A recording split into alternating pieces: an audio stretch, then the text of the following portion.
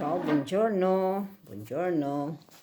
This time, ipakita ko lang ang mga na-harvest ko sa last ng harvest ni ate nyo. Doon sa likod. Ito.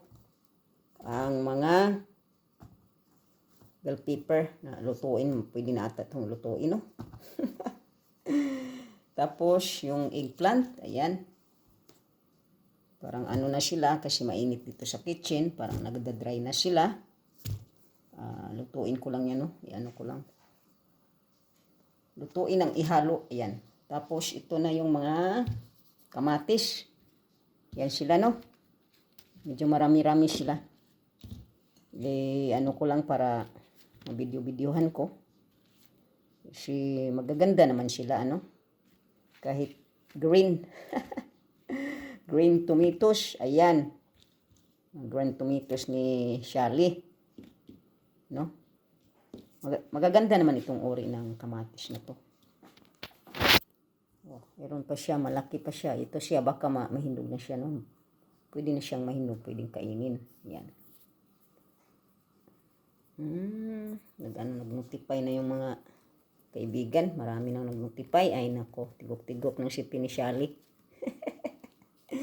Yan na guys, dito may may walnuts. Kaya marami akong nakain kagabi.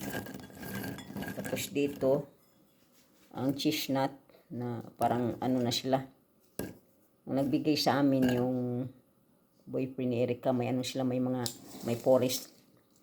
May forest, may tanim-tanim sila na walnuts, cheese nut, no? Kaya parang dry na sila. Niluto ko pa rin pero parang tiguang na ba yung ganun. Kaya niluto ko pa rin, yan na ang natira.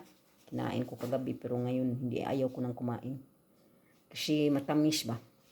Tapos bawal naman sa akin yan. Tapos ito bawal, puros bawal. Kaya parang kailangan ko nang mag-diet kasi masakit na talaga ang kidney ko.